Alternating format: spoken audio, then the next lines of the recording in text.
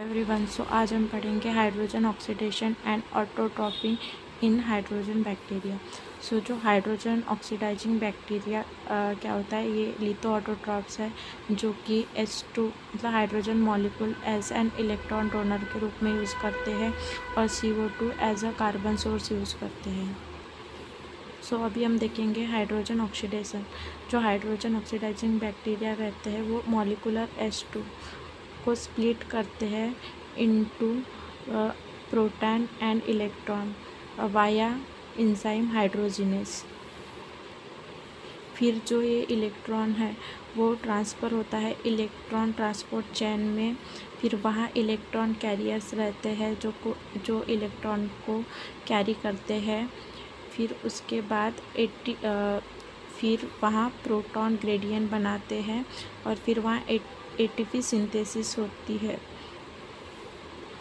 जो सेकंड है वो है ऑटोट्रॉपी इन हाइड्रोजन बैक्टीरिया। तो जो कार्बन सोर्स है, हमने क्या लिया था, CO2 लिया था।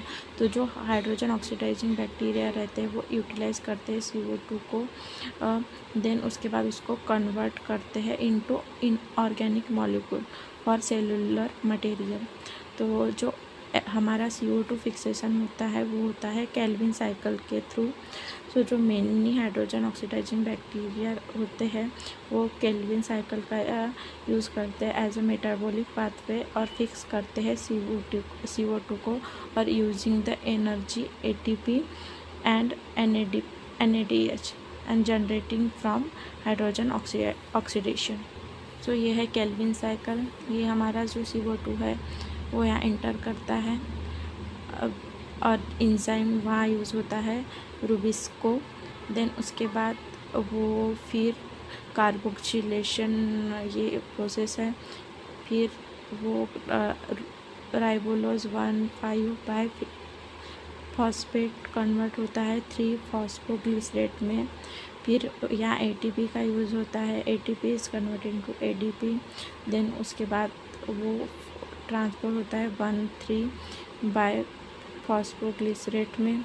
देन यहाँ NADPH का यूज़ होता है और फिर NADP में कन्वर्ट होता है। फिर उसके बाद फॉर्म होता है ग्लिसरॉल्डिहाइड 3-फॉस्फेट, इसको हम ट्रायोस फॉस्फेट भी करते हैं।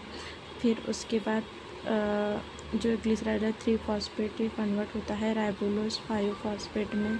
यहाँ फिर एक ATP हमको लगती है, रीजनरेशन होता है राइबोलोज 1,5 बाय फॉस्फेट।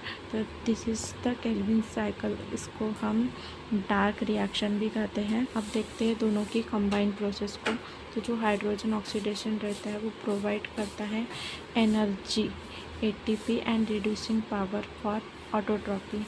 जो हमारा हाइड्रोजन ऑक्सीडेशन है वो ATP और NADH प्रोवाइड करता है ऑटोट्रॉपी को।